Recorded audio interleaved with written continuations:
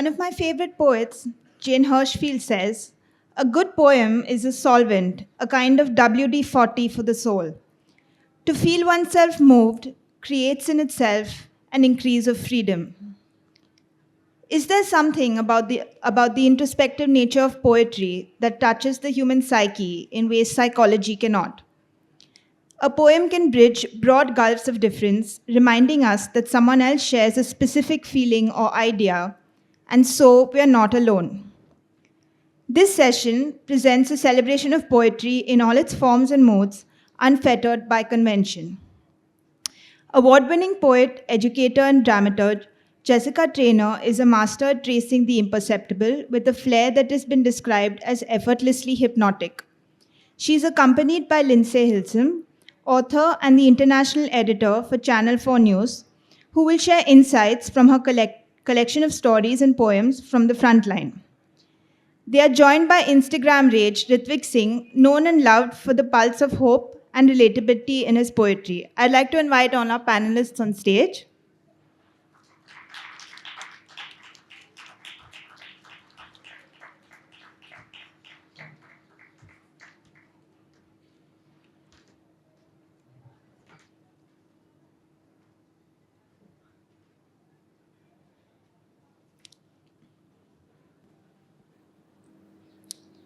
Fierce and Profound, Pit Lullabies by Jessica Traynor is one of the vital books of the new Irish poetry, says Kieran O'Rourke in the new Hibernia review of Jessica Traynor's latest collection. Visionary, luminous, and haunted, Jessica Traynor's poems are home to a host of compelling characters: witches, changelings, the spirit of Hildegard of Bingen. In the quick, even the grotesque is rendered with subtle delicacy. A woman whose lungs fold like an origami bird. These poems will give you goosebumps, says Helen Mott. This poet is capable of creating canonical work which draws on contemporary rethinking of poetic traditions while finding a voice that is wholly her own, says the Poetry Ireland review of Jessica Traynor's work. Jessica is a poet, essayist, and librettist. Her debut collection, Liffey Swim, was critically acclaimed as one of the best poetry debuts of the year. The Quick, Traynor's second collection, was a 2019 Irish Times Poetry Choice. Her most recent book, Pit Lullabies, that I just spoke of, was a Poetry Book Society recommendation and also an Irish Times Poetry Books of the Year choice for 2022. Traynor has received many awards and recognitions for her work. In addition to being named the Hennessy New Writer of the Year, she won both the Ireland Chair of Poetry Bursary and the Listowel Poetry Prize. In 2016, she was named one of the rising generation of poets by Poetry Ireland. She's an inaugural Creative Fellow of the University College Dublin, where she completed her master's degree in creative writing in 2008. I'd like to invite Jessica to read from her prose poems. Welcome, Jessica.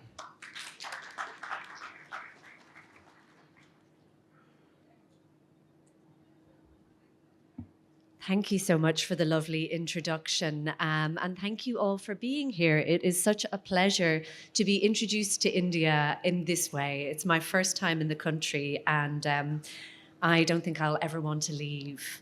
But if you'll bear with me, I would like to bring you to the atmosphere of Dublin in Ireland for my first poem, which is a poem called Liffey Swim, which is the title of my first collection. And the Liffey Swim is a historical swimming race that took place in the Liffey, the river that runs through the city centre in Dublin, every year for many, many years. And it's the subject of a very famous painting by Jack B. Yeats, a very famous painter and also the brother of W.B. Yeats, one of our poet laureates, our Nobel laureates. Liffey Swim.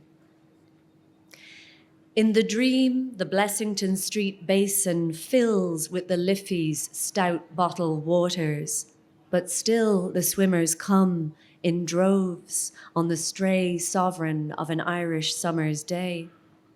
The river courses towards the quays, turning concrete roadways into canal banks that shrug their shoulders into dark water. A man rises, seal-like in his call of silt to wave. At the sluice gate where the river bends out of sight between toppling buildings, a black dog jumps again and again into water. And there, at the edge of vision, my parents, ready to join the swimmers, gesture their cheerful farewells.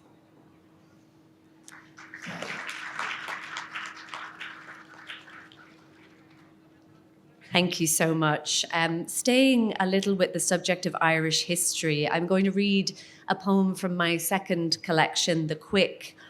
And this is a poem in response to some of the revelations that emerged in the past 20 years about abuses perpetrated by the church and state on the people of Ireland during the course of the 20th century, in places like industrial schools where troublesome children were sent, often very impoverished children, were basically incarcerated, kept away from their parents. We also had a lot of revelations about mother and baby homes and Magdalen laundries, which were places where unwed mothers were sent. They were forced to labour in an unpaid capacity, and their children were often forced into adoption.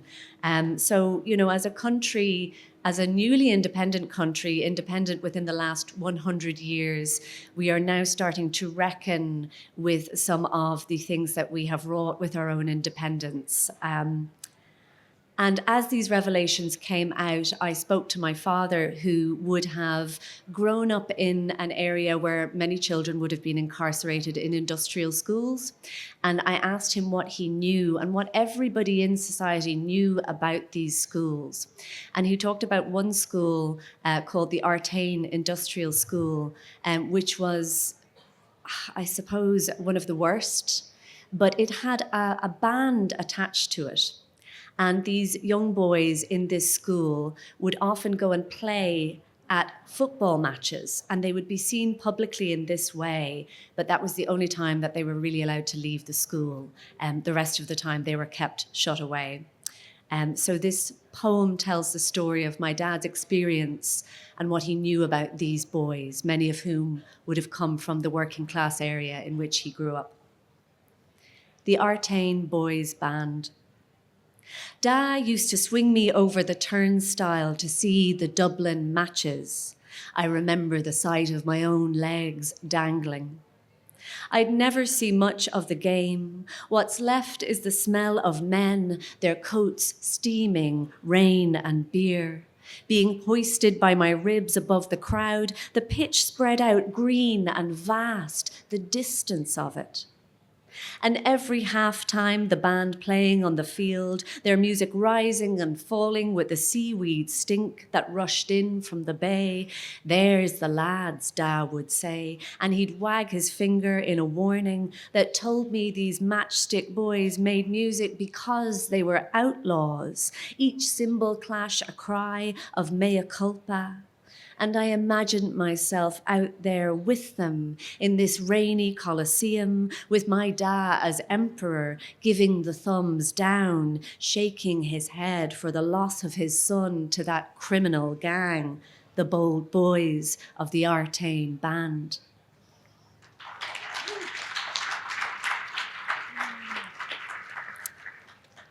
I'm just going to read two more at the moment from my third collection, which might give us more room at the end.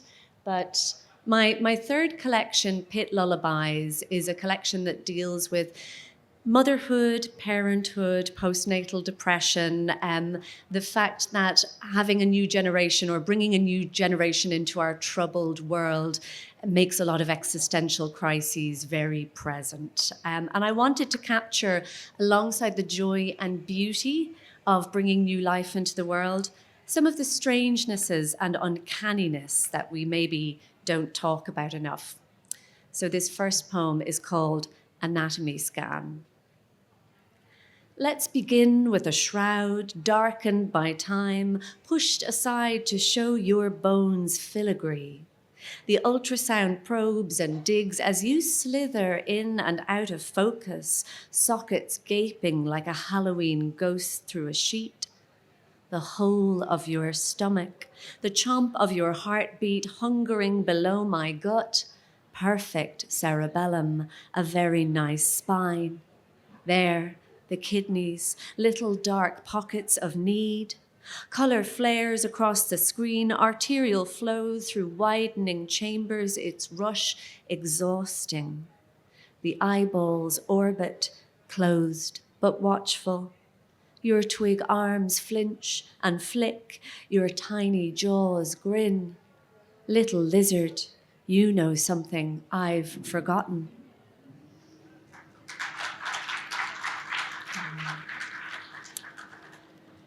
And I'll finish up with a poem that recounts the very early days of new motherhood and that sense of getting to know the baby that you have been kind of left in solitary confinement with. In Ireland and the UK, we have wonderful maternity leave, but there is a sense of congratulations, you've had a baby, we'll see you in 6 months.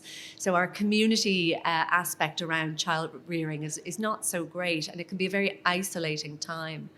And I remember when I gave birth to my daughter and she was handed to me, my first reaction to holding her was that I felt so sorry for her that she had been kind of ripped out of this very comfortable place into this unforgiving world with all of its kind of harsh elements. And I remember thinking that she was like, as most newborns are, very creaturely, almost like a wild animal that had been caught somehow. So this poem is called "If You Can Tame a Wild Cat, You Can Raise a Baby." Lesson 1. You have no shared contexts. Forget sentimentality. The child recognizes you as a fox on a winter's night, hears the owl shriek above it. Lesson 2. Now you have accepted, you have no shared context. We should admit 1, the seeking of pattern, repeat, repeat, repeat, until threat becomes comfort. Lesson 3, like any animal, this child has the capacity for love. Like any human, you know you deserve only contempt. Lesson 4, the smile is learned. All mirrors are Antarctic wastes, but your breath is warm. Write your message on the glass. Lesson 5, you are both feral, scavengers haunting a night of cutthroat stars. Touch your nose to the frozen earth. Breathe, breathe each other's scent. Thank you very much.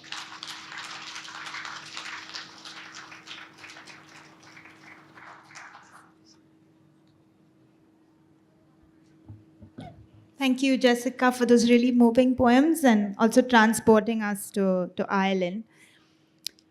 Says a reviewer of Ritvik Singh's book, Warmth, I devoured this book in one sitting. The words held on to me, captivated me, and didn't let me go even after I finished reading this beautiful poetry collection.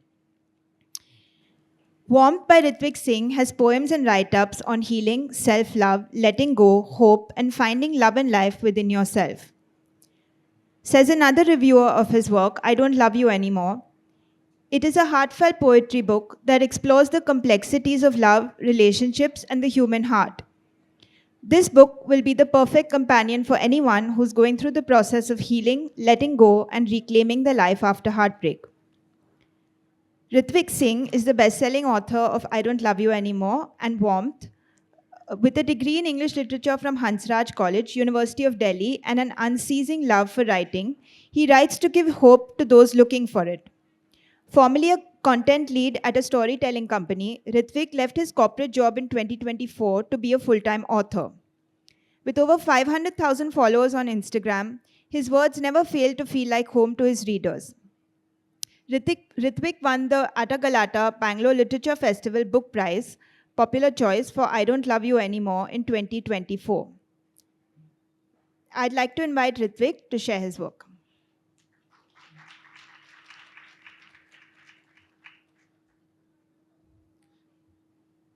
Thank you so much for the lovely introduction. The poems I'm supposed to recite today are not from the collections that are already published. They are either unpublished poems or they are from a potential collection that might come sometime in the future. So, first things first, can you all hear me perfectly? Yeah. So I would like to begin this, I would like to keep it really light, and I would like to begin this reading by thanking the one person who has, I'm so sorry, the one person to whom all my work, everything I do is dedicated to. To my mom sitting right there, if we can have an applause for her, because none of this would exist if she if she did not exist and she did not see potential in my work. I'm generally not like this on stage, by the way. Yeah. Some days, when your mother will call you, you'll be too busy to pick up. Or you'll forget to call her back because there are too many things on your mind that seem far more important than someone who loves you. On those days, she'll feed the sparrows, but the food will be wet because of all the crying. She never thought she'd be jealous of birds eating together until you left her alone. She hasn't eaten properly in a while. Some days you'll forget to ask if she's okay, and you wouldn't care to make sure she's okay on the days when she'll tell you that she isn't. On those days, she'll remember. She'll remember your smile and go to bed a little early. And you will sleep comfortably, unaware that she was up all night. Some days, you'll forget to make your mother feel loved. And her tragedy is that even on those days, she will love you.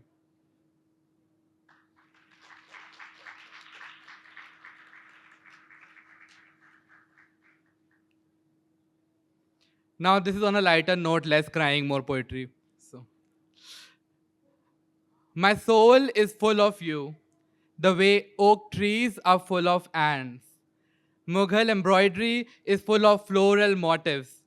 The flower girl's dupatta is full of mirror work, and her flowers are full of rain kisses. The beggar's eyes are full of fading hope. The sunset is full of stolen shades from flowers. History books are full of lies. Monuments are full of names engraved by couples who will probably not end up together. Sunflowers are full of the kind of darkness they are too scared to face. Palaces are full of forgotten stories. Poets are full of grief. Poetry is full of hope. Empty homes are full of nostalgia. Busy streets are full of unfrequented bookshops. The point is, my soul is full of you, the way mornings are full of the sun. Your light reaches me every time.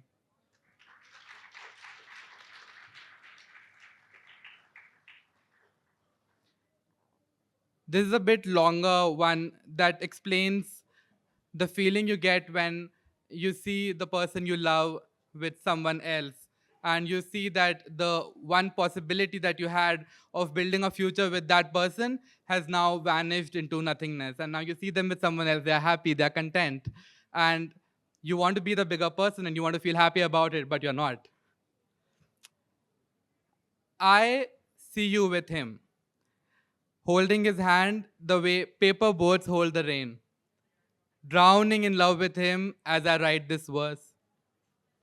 I see you with him, laughing and giggling like two little birds who have just learned how to fly.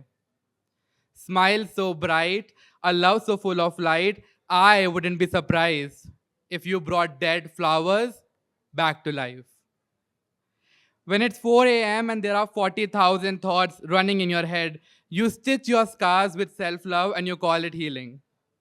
When all you need is one moment of relief, when your sentiments won't strangle your heart, when your eyes won't carry sad poetry but glitter, when your nose won't run from all the crying, when your heart won't run towards someone who only intends to add to your pain. when you won't feel this heavy all the time, as if you had tragedies for breakfast. And fate was a locket tied around your neck that now started feeling like an albatross. And you can feel yourself suffocating just enough to wish for death, but not enough to actually die. I see you with him, and I remember you with me. I see you with him, and I remember you with me. Ocean Wong once said, I miss you more than I remember you. But to you, I say, I love you more than I miss you. And I miss you more than you remember me. You are the person who arose hurricanes in my heart, planted flowers in places where only fear grew all this time, turned my life into a vintage photograph that looked like a dream to everyone else who saw it, not knowing that photographs are memories, and memories are proof of happiness. But the present is a proof of its expiration date. I see you with him. Anybody who writes about love knows more about pain than anyone else. Anybody who knows about pain knows pain is not something people can give you. It's something you give to yourself because of people. I ask myself, what if you came back? But then I wonder if you were a poem God wrote when she was too drunk. If your metaphors found meaning only when his eyes met yours. And we were beautiful together too. But we just didn't make sense. If you come back, I'll let you in. I'll show you how there's a graveyard now where we had planted a garden together. How memory is a toxic parent who slaps you in the face twice a day but hugs you once and you forgive it. You forgive it for breaking your heart. How lovers can forget everything but loving, and how loving seldom means not breaking your own heart. If you come back, I'll show you my heart. There are memories stacked like boxes of mangoes at the shop we used to frequent together. If you come back, I'll take all your memories and pack them in a box, hand them over to you, ask you never to build homes out of people when you have no intentions of keeping them in your heart.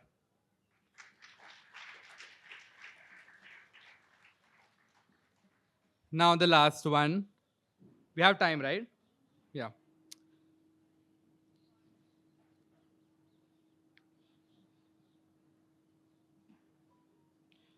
What we can't hold holds a special place in our hearts. It is the hands of someone whose heart is the earth and whose wavy hair is the ocean. They carry all the love in the world, but none for you. It is the lap of your grandmother you can no longer sleep in because she slept so peacefully, it still breaks your heart. It's your school that shut down after you graduated. By the time you heard the news, they had already destroyed your favorite classroom. What you can't hold always holds a special place in your heart. You have to love from a distance, and your tragedy is that you hate the distance. Thank you.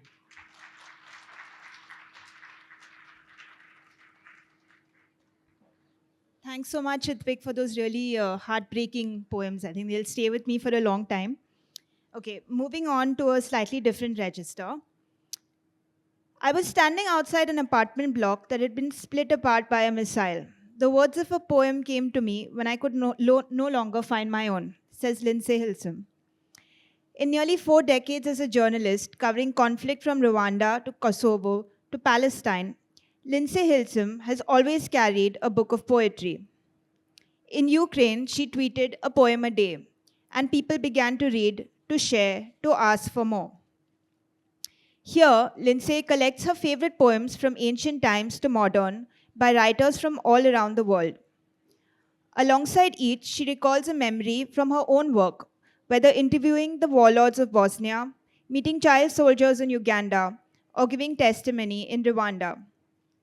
Her prose reveals comic absurdity and astonishing courage, meaning and its absence, unexpected moments of love, and the untold consequences that come long after most cameras disperse.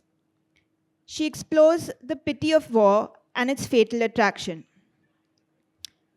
Lindsey Hilsum is the international editor for Channel 4 News. Recently, she has reported on the war in Ukraine, Sudan, and Israel Gaza. She has covered the major conflicts and refugee movements of the past 3 decades, including Afghanistan, Syria, Mali, Iraq, and Kosovo. From 2006 to 8, she was based in China, and in 1994, she was the only English-speaking foreign correspondent in Rwanda as the genocide started. She has won many awards, including the Royal Television Society Journalist of the Year and the Royal Geographical Society Patrons Medal. She contributes regularly to newspapers and literary magazines. Her first book was Sandstorm, Libya, in the Time of Revolution. I'd like to invite Lindsey, who will speak on the stories in her book and share poetry along the way. Welcome, Lindsey.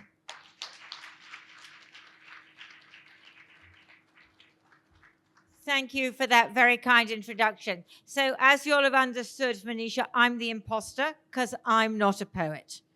I'm just a journalist. Now, Jessica says I shouldn't say just a journalist, but I say it with meaning because poetry takes off where journalism stops. So in my work, I go to places like most recently Ukraine and Syria. I do who, what, when, where, and why. I try and explain. I do television journalism. We have the pictures to show it. But then I get back to my hotel room in the evening and there's something I haven't captured. There's something in the essence and the meaning. And that's when I turn to poetry. So these stories, 50 stories, twinned with 50 poems. And on the whole, I've tried to twin stories from my own experience of conflict in particular places with poems from different times and different places. Because there are things that unite the experience of conflict. And mainly it's about love and death. That's what poetry is about, isn't it, really? It's about love and death. Those are the big themes. In Israel, I was able to interview 3 of the young people who survived the October the 7th attack. And their stories were horrendous. And I knew all of their names, and I spoke to them, and they gave me long interviews, and I got to understand them. I haven't been able to do that with the Gazans who've been killed, because neither Israel nor Egypt will let us get into Gaza to report. We have Gazan journalists reporting, but I can't go. I managed one story about a young woman called Dima. Oh, I wish I'd met her. She had been a student in Glasgow before returning to Gaza. And she had a very good job as a medical technician with the WHO. And an Israeli missile landed on the house, her father's house, where she was staying. And she was killed with her husband and her baby, Hakim. And I managed to find out quite a lot about Dima's story because she was in touch with people in Glasgow. And so for the first time, I felt that I was able to tell the story of a Gazan individually. And then we were able to mourn her. So with that story, I've got a poem called Mourning Problems by Xi Chuan, a Chinese poet, which is translated by Lucas Klein. An ant dies, and no one mourns. A bird dies, and no one mourns if it isn't a crested ibis. A monkey dies, and monkeys mourn. A monkey dies, and people pry open its skull. A shark dies, and another shark keeps swimming. A tiger dies, and some people mourning are mourning themselves. A person dies, and some people mourn, and some people don't. A person dies, and some people mourn, and some even applaud. A generation dies, and the next generation doesn't really mourn. A country dies, most of the time just leaving apocrypha. A country that doesn't leave apocrypha wasn't a real country. If it wasn't a real country, when it dies, no one mourns. No one mourns. And the wind blows in vain, rivers flow in vain, washing over rocks in vain, glistening in vain, making vain ripples. The river dies, and it's not for man to mourn. The wind dies, and it's not for man to mourn. The river and wind make their way to the sea, and the sea is as vast as in the Chuangzi. The vast sea dies, and you will have to die. The Dragon King dies, and you will have to die. The moon doesn't mourn. There's no one on the moon. The stars don't mourn. The stars aren't flesh and blood.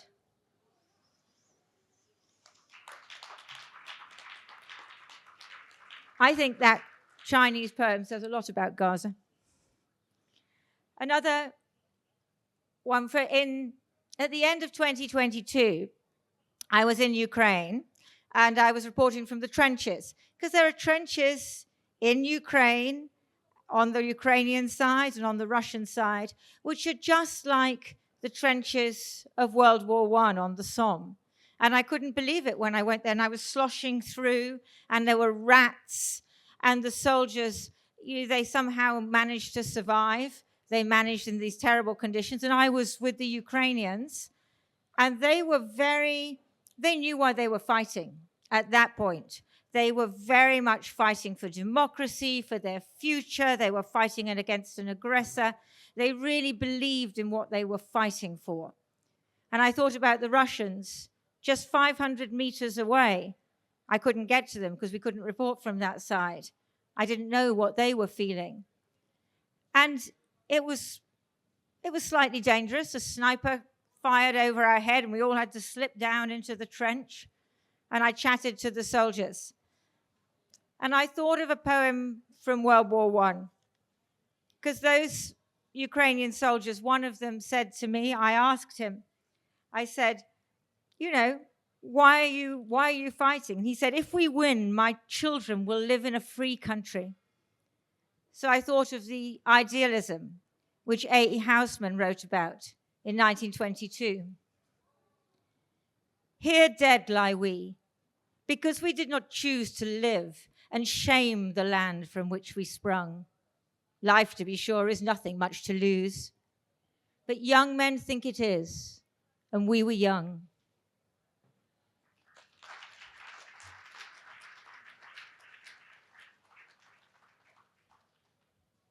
Thank you so much. That was really powerful. I think we have time for another round of readings. We have some time. So I'd like to invite Jessica to read, and then followed by Rithvik, and then Lindsey. Thank you.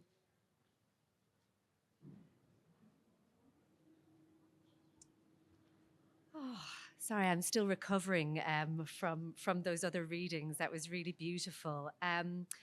I'm going to read a short poem, which is actually the final poem in Pit Lullabies, which, as I mentioned earlier, it deals with some of the darker days of new motherhood. And there is a sequence of what I've called Pit Lullabies running through the book, a kind of a broken sequence that crops up here, there, and everywhere throughout. And these are poems of sleep deprivation, of the challenges of getting a baby to sleep, of the challenges of being far away from your child when the child is young, which, given the job of a writer, is something that I've had to contend with a few times. But at the very end of the book, there's a lullaby. And I didn't want to make it a very simplistic, the dawn is here, everything is all right, but I did at least want to allow my readers out of the pit before the end of the book. So this poem is Lullaby. I have a lullaby for you at last. So lie beside me, hold my hand, follow me through the night's amber lens to Bull Island. Here the seals are waking from their sleep, rolling into the surf where in blue-black they'll stretch the land ache from their muscles. Here the only touch is water, moonlight on scale, dazzle of bubbles, blubber's cape, and fish blood's meager warmth. These are my notes, the strand our stave. Our music rises and falls. We are waveform, we are sea. Thank you.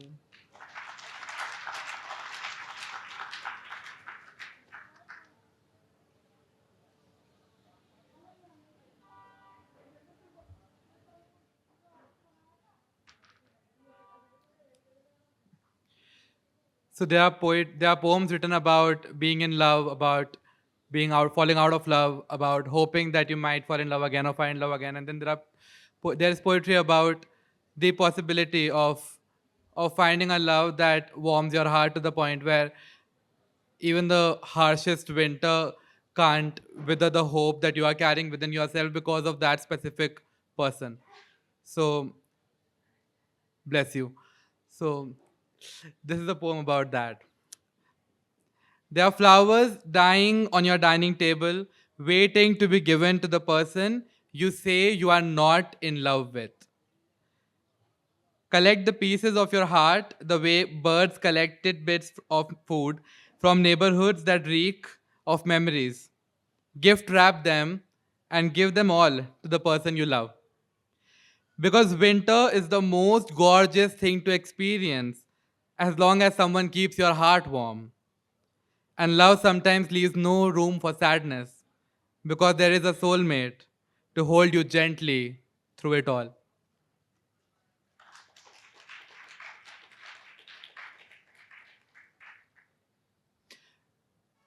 This one is about how there are so many languages taught at school, taught at university, but what about love as a language? So, there are multiple love languages of your partner. For some people, it is sharing a meal together. For some people, it's snuggling in bed.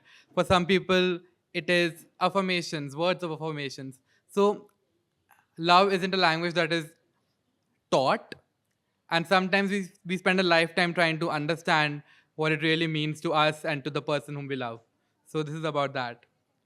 Love isn't a language taught at schools.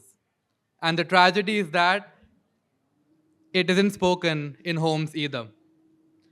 Love is a sparrow in a room full of fans, too scared to fly, destined to die. Love is a moral science textbook in high school. You'd rather do arithmetic than listen to your soul. Love is an English province in colonial India, caged in places where it was supposed to fly. Love is a dead flower lying on the street. You step on it often, but you never hear it weep.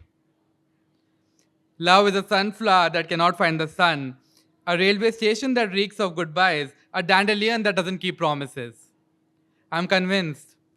Love is a sad gardener with lilies in his hair, and he's wrinkling alone in a world that doesn't believe in romance anymore. Thank you.